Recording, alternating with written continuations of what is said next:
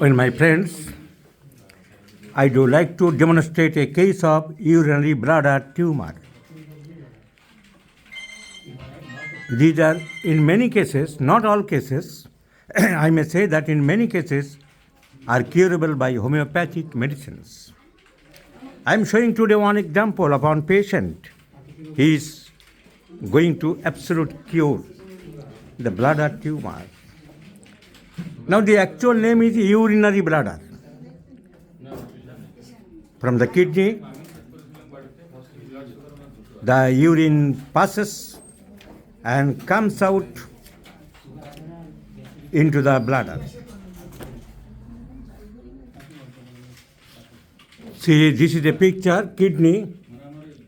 From the kidney, where the filtration takes place and the excess of water, liquid material comes from the two kidneys by through pipe known as ureter and enters into the bladder. This is the picture of a bladder. ব্লাডারের গায়ে বসে আছে পুরুষের ক্ষেত্রে এই seminal gland বসে আছে। So this is the urinary bladder. So what is bladder? আমরা বুঝলাম যে bladder is the reservoir of urine, temporary reservoir. Actually the good English is temporary reservoir. It is not the permanent reservoir. Permanent reservoir হচ্ছে doctor ডাকতে হয়, ডাক্তারবাবু আমার প্রস্রাব হচ্ছে না, পেটটা ফুলে যাচ্ছে দেখুন। তাই it is the temporary reservoir of urine, A muscular reservoir of urine which lies in the anterior part of the pelvic cavity. What is cavity? Cavity means গর্ত। আমাদের শরীরে তিনটে ক্যাভিটি আছে। কটা ক্যাভিটি আছে গণেশ? তিনটি ক্যাভিটি। তিনটি ক্যাভিটি, একটা হচ্ছে মাথা। এই মাথায় কী জমে আছে গণেশ? এখানে বসে থাকতো তোমরা, কার্তিকের মাথায় এই ধুলো আর তুমি গণেশ বসে আছো, এগুলো একদিন পরিষ্কার করো।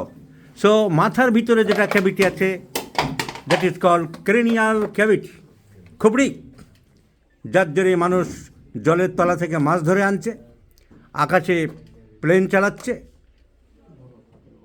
এক জায়গায় বসে রিমোট কন্ট্রোলে 50 মাইল দূরে মানুষ মারছে। কেন? এই খুবড়িটা দিয়ে। কোনটা দিয়ে? এই খুবড়িটা দিয়ে গরু ছাগল সবার থেকে এটা উন্নত। এই brain, the brain of the human brain is developed. The brain যে একটা ক্যাভিটি প্রকৃতির নিয়মে, এখন মানুষ যাকে আল্লাহ বলে, ভগবান বলুক, প্রকৃতি বলি আমরা, ন্যাচারাল প্রসেস, তিনটে ক্যাভিটি মানুষকে দিয়েছে। আর ক্যাভিটির মধ্যে দামি জিনিসগুলো, দামি জিনিসগুলো কোথায় থাকে? একটা লোক বাইরে থেকে এসে টাকা ঘড়ি কোথায় রাখে? টেবিলে ফেলে রাখে, সিন্ধুকে, বাক্সে, ড্রয়ারে। তা প্রকৃতি বলো, আল্লাহ বলো, ভগবান বলো, সব সেই জন্য তিনটে ক্যাভিটি করে দিয়েছে। This is called cranial cavity, brain থাকবে। This is called thoracic cavity, heart আর লাংস থাকবে। And this is called pelvic cavity, যেখানে মানুষ তৈরি করার প্রোডাকশানের যন্ত্রপাতি থাকবে। একটা মানুষ শেষ হয়ে গেলে তার মানুষ পৃথিবীতে আসবে না। মানুষ থেকে মানুষ, গাছ থেকে গাছ যে প্রোডাকশান চলে, সেই প্রোডাকশানের জন্য যন্ত্রপাতি এখানে থাকবে। তাই এটা একটা cavity, this is known as pelvic cavity. Heart এবং লাংস দামি জিনিস, তাই তাড়াতাড়ি চাকুটাকু মারতে গেলে যেন দেরি হয়, তাই ক্যাভিটি খাঁচা বানিয়ে দিয়েছে। খাঁচার মধ্যে রাখো, খাঁচার মধ্যে পালাতে না পারে, কেউ ক্ষতি না করতে পারে। আসামে যখন ক্রিমিনাল কেসে আনা হয়, যে খাঁচার মধ্যে ঢোকাও হারামজাদাকে আগে। So cranial cavity, thoracic cavity and pelvic cavity. Our urinary bladder lies within the cranial cavity. Cranial cavity বলেছে। তারপর তোমার প্রস্রাবের থলি মাথায় আছে, তুমি হ্যাঁ বললে। এইভাবে ছেলেদের পড়াতাম, ঘাবড়ে দিতাম হঠাৎ। So urinary bladder lies within the pelvic cavity. The bladder varies in size. The bladder varies in size, shape and position accordingly the amount of urine it contains. ছোটোদের একরকম হবে, বড়োদের একরকম হবে। মেয়েদের ব্লাডার আবার অনেক সময় বড়ো হয়, কারণ ডিউ টু সোশ্যাল সার্কামস্ট্যান্সেস ইউরিনটাকে সাপ্রেস করতে হয়, চেপে রাখতে হয়। পুরুষ মানুষের মতো যেখানে সেখানে ইউরিন পাস করতে পারে না, যার ফলে আস্তে আস্তে মাসেল ইলাস্টিসিটি বেড়ে যায়, ক্যাপাসিটি অনেক বড় হয়ে যায়, অনেক ইউরিন রিজার্ভ করতে পারে। শুয়ে শুয়ে শুয়ে শুয়ে তাদেরকে বড় হচ্ছে। বিকজ কারণটা কী করে সহাতে পারছে? The muscles are relaxation, contracting, so spring টাইপের ছড়াতে পারে। So while expanding, it extends upwards into the abdominal cavity, উপরের দিকে চলে যায়, even reaching up to the umbilicus sometimes, or even higher. So this is called urinary bladder. এই যে special মাসেলগুলো থলিকে বড় করতে পারে, একে বলা হয় ডেট্রুসর মাসেল। কি বলা হয়? ডেট্রুসর muscle. The muscles of the urinary bladder are composed by detrusor muscles. These muscles are arranged in holes and spirals. ঠিক তাঁতিরা যেমন তাঁত বনে, একবার সুতো এদিক দিয়ে দিচ্ছে, আবার ওদিক দিয়ে ঘুরিয়ে দিচ্ছে মজবুত করার জন্যে, একে বলা হয় দ্য হোলস অ্যান্ড স্পাইরাল। সেই ছবি দেখলে বোঝা যাবে, একবার এদিক দিয়ে নেট করে দিচ্ছে, আবার ওদিক দিয়ে ঘুরিয়ে ঘুরিয়ে নেট করে দিচ্ছে, যাতে কিনা এক্সপ্যান্ড করতে পারে। একটানা মাসেল অন্য জায়গার মতো নয়, মাসেল এক্সপ্যান্ড করতে পারে। So the muscles are known as detrusor muscle. Detrusor muscle which expands, which formed by the holes and spirals and is adapted for mass contraction rather than peristalsis. এখন কথা হচ্ছে, এই অ্যানাটমি আমাদের এখানে বোঝানোর কথা নয়, আমরা রোগে চলে যাচ্ছি। ব্লাডের অনেক রকম রোগ হয়। একটা হচ্ছে ব্লাডার নেক অবস্ট্রাকশান, প্রস্রাবটা নিচে নামতে পারছে না, পুরুষের ক্ষেত্রে পুরুষাঙ্গের দিকে যেতে পারছে না, মেয়েদের ক্ষেত্রে এক্সটার্নাল ইউরিথ্রা দিয়ে বাইরে যেতে পারছে না, তাকে বলা হয়। পুরুষদের ক্ষেত্রে হয় অবস্ট্রাক্টেড নেক অবস্ট্রাকশান। আর টিউমার, ব্লাডারের যে কোনো জায়গায় টিউমার হতে পারে। This is very very dangerous. এই ব্লাডারের ভিতরে টিউমার হতে পারে। টিউমার কীরকম? দুই রকম হতে পারে। একটা সব টিউমারের যা হয়, একটা বেনাইন টিউমার, একটা malignant tumour. Malignant mean cancer. এই ক্যান্সার টিউমার পুরুষদের মধ্যে বেশি দেখা যায়। So bladder tumour is very very important. Now the tumour may be classified. টিউমারগুলো কোথায় হয়? ওখানে যে সেল আছে, এপিথিলিয়াল সেলসের মধ্যে বেশি হয়। আর কানেকটিভ টিস্যুর মধ্যে হতে পারে, সেটা কম, কিন্তু এপিথিলিয়াল টিস্যুর মধ্যে বেশি হয়। এই টিউমারকে আমরা দুই ভাগে ভাগ করতে পারি। এই টিউমারকে এক কথায় বলা হয় ট্রানজিশনাল এপিথেলিয়াল কার্সিনোমা।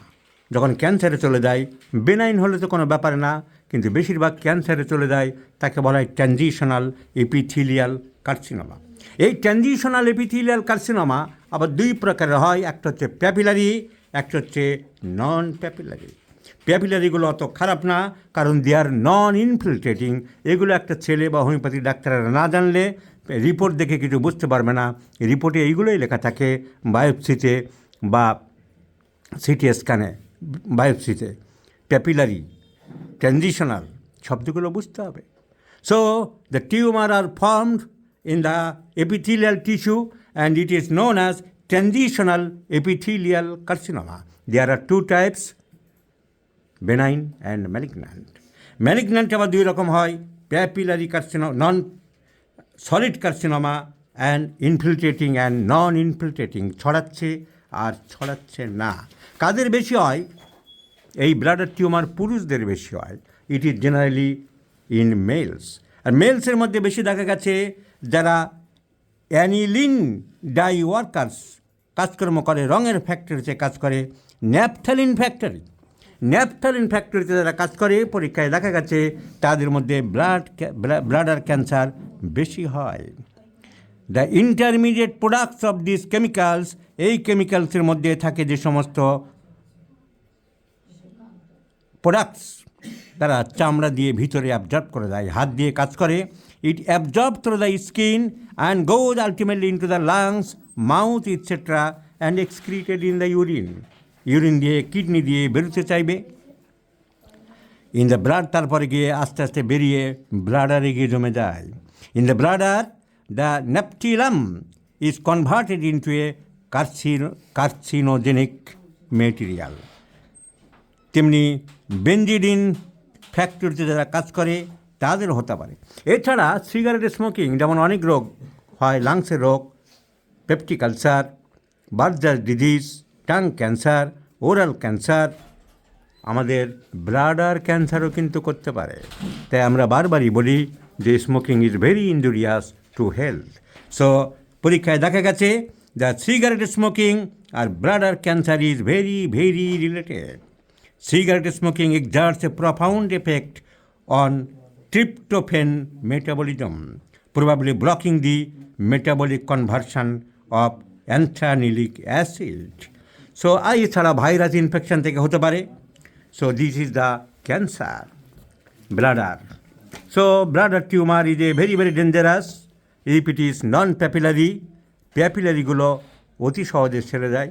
আমাদের যে পেশেন্ট আজকে যার কথা বলছিলাম যে he has been suffering from the papillary carcinoma. So carcinoma of the bladder is common and occurs more frequently in male than in females. There is a high incidence of the tumor in workers in rubber and dye industries. I have already told it has been associated with various chemicals including naphthalamine. And smoking cigarettes also predisposes to the development of this tumor. Typically, a patient presents with painless hematuria. Symptom কি? Generally রক্ত অনেক সময় বেরিয়ে যায়, যার কিনা কোনো ব্যথা হয় না। Painless হেমাটোরিয়া। Occasionally, in advanced cases, the pain may appear due to obstruction of a ureter, which causes hydronephrosis. Or acute anuric renal failure if both ureters are obstructed by hydronephrosis. Diagnosis কি করে করব? Diagnosis is made on IVU, which shows a filling defect in the bladder, and also by the cystoscopy. The instrument which goes into the bladder by the root of urethra. On cystoscopy, most tumors appear like warts. আঁচিলের মতন growth দেখা যাবে। Urethra দিয়ে যদি যন্ত্র ঢোকানো হয়, আঁচিলের মতন growth আমরা দেখতে পাবো। So, this is about the benign and malignant tumor of urinary bladder. Now this patient has developed bladder tumor, bladder SOL, suspected papillary, a papilloma. বেনাইনগুলোকে প্যাপিলোমা বলা হয়, তবে রিপোর্টে প্রথমেই বলেছিল যে either CA or papilloma.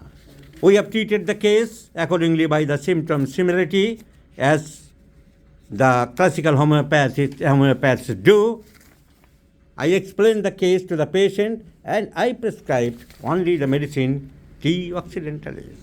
occidentalis in 50 millimole scale of potencies with good result. Now the same medicine is continuing. This is the old report, 2024 September, 19 into 10 millimeter size approximately. The urinary bladder contains SOL, about 19 into 10 millimeter size. Suggested cystoscopy and further investigation. The 19 millimeter SOL, after treatment, it was reduced into 14 millimeter. Reduced by 14 millimeter, referred the patient for further investigation and the tumor gradually reduced. And lastly, the tumor is disappeared. See the last result.